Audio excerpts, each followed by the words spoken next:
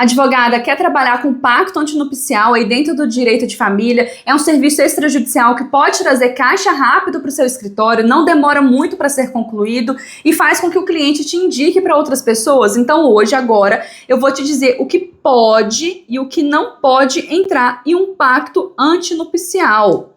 Então, primeira coisa é que não é só escolher o regime de bens, tá?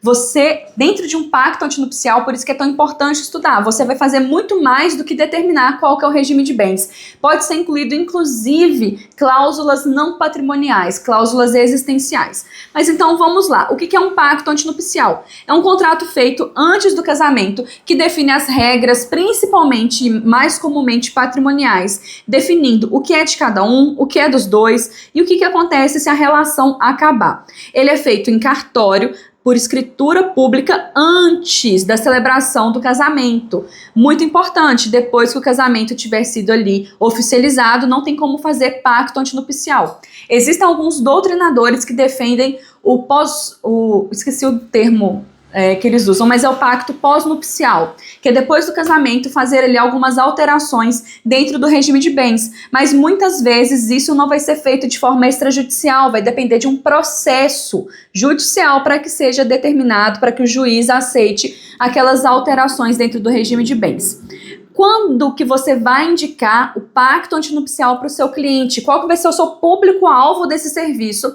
E presta atenção, porque isso vai ser muito importante na hora de você produzir conteúdo aí jurídico para as redes sociais, para o YouTube, falando sobre o tema. Você vai indicar para clientes que têm empresas ou cotas societárias, tem imóveis ou investimentos anteriores ao casamento, tem filhos de outro relacionamento, vai casar pela segunda vez, recebeu ou vai receber herança e quando tem uma grande diferença patrimonial entre os noivos. Você vai pensar nessas personas, nessas possibilidades e vai criar conteúdo sobre isso, tá? Para poder divulgar o seu serviço. Eu, inclusive, hoje estou gravando esse vídeo para advogados e vou gravar um vídeo bem parecido, só que voltado para o cliente final. E vou postar no meu outro canal no YouTube.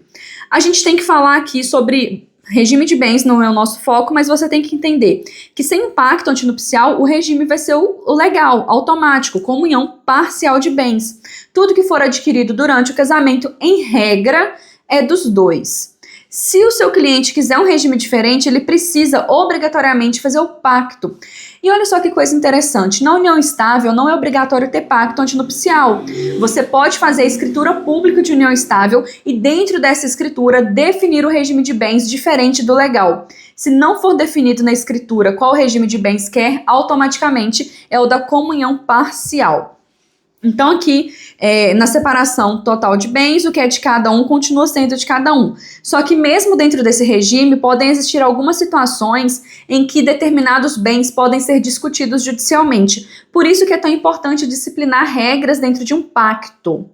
E o que pode entrar nesse documento? A escolha e personalização do regime de bens. O que seria essa personalização? É pegar o regime da comunhão parcial de bens, por exemplo, e modificar ele ali dentro do arcabouço legal, não fugindo ali da norma legal, mas determinar coisas para proteger determinado patrimônio. Então não precisa ficar o regime certinho como está determinado no Código Civil. Esse pacto antinupcial só não vai poder ofender a lei, claramente. Mas pode ser escolhido o regime da comunhão parcial de bens e ser feita alguma alteração ali nele. Por exemplo, regime da comunhão parcial de bens, mas a empresa que um dos contraentes, que um dos nubentes, abrir durante o relacionamento não vai se comunicar. Pode-se fazer algumas alterações nesse sentido. Então, aqui, excluindo. Então, por exemplo, também eu coloquei excluindo a valorização da empresa que o cliente já tinha. Porque, olha só, isso daqui é muito interessante também, um exemplo até melhor. Quando a pessoa já tem uma empresa antes de casar, ela se casa, essa empresa não vai entrar na partilha.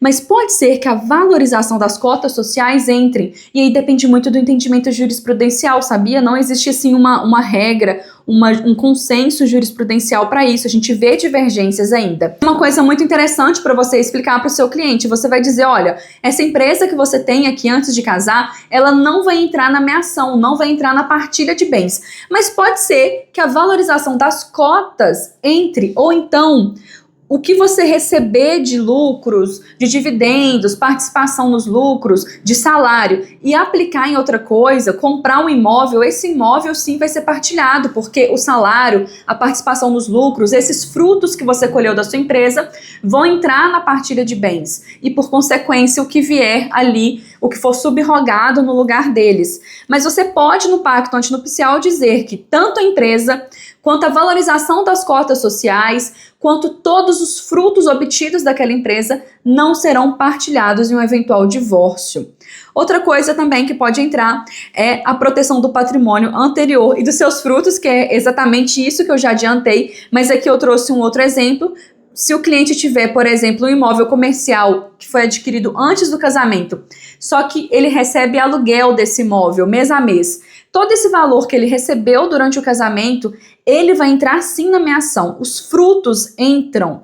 Então você vai dizer para o seu cliente que, olha, com pacto a gente consegue excluir também esses aluguéis, porque se ele usar o valor do aluguel para comprar um imóvel, para comprar um veículo, a esposa dele vai ter direito. Por isso que a gente pode colocar isso no pacto antinupcial.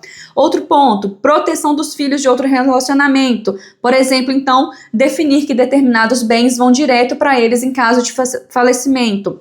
Pensão em caso de divórcio, aqui é pensão para o ex-cônjuge, tá?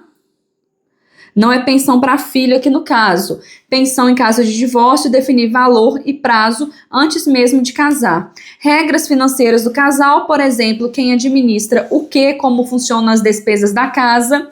Proteção empresarial, cotas e participações blindadas no pacto. E qual que é o passo a passo para você, advogada, trabalhar com o pacto antinupcial?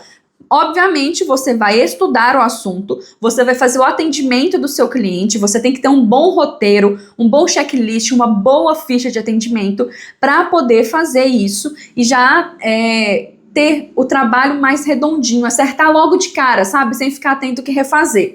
Você vai preparar o documento com as cláusulas, a minuta desse pacto antinupcial. Eu indico, inclusive, que você vá até o tabelionato de notas, né, que é o cartório de notas que lavra esse tipo de documento, essa escritura pública de pacto antinupcial. Você pode ir fazer duas coisas. Primeira, pedir um modelo que eles usam para poder entender como que aquele cartório específico faz o pacto antinupcial lá. E você pode também tirar a dúvida com o escrivão, com o tabelião, sobre cláusulas específicas que você está discutindo com o seu cliente, porque pode ser que aquele tabelião, ele não aceite registrar aquele tipo de cláusula, e eu já vi isso, eu tive problema em um cartório, que o responsável pelo cartório não estava querendo lavrar a escritura com a cláusula que nós estávamos criando, só que ele estava dentro da legalidade, não tinha nenhuma irregularidade. E aí conversamos, mostrei para ele jurisprudência, mostrei para ele doutrina, deu certo, conseguimos lavrar essa escritura pública. Então, manda para os seus clientes, confere com eles, lê para eles, explica o que cada cláusula significa, vai até o cartório de notas para lavrar a escritura pública.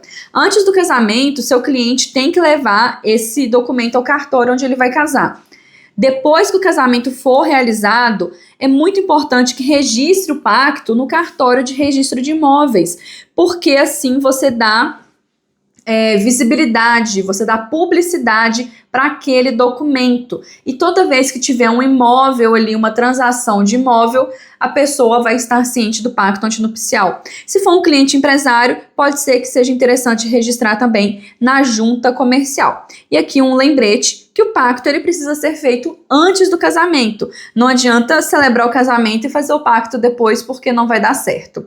Se você quiser aprender mais sobre pacto antinupcial, me chama no WhatsApp, o link está aqui embaixo, para você entrar para minha lista de espera. Eu vou fazer um curso sobre divórcio, regime de bens, pacto antinupcial, escritura pública de união estável. Vai ser um curso completo sobre toda essa parte patrimonial e dissolução do vínculo conjugal. E querendo ou não, a gente tem que falar de pacto dentro desse curso para que ele seja completo e você consiga vender esse serviço.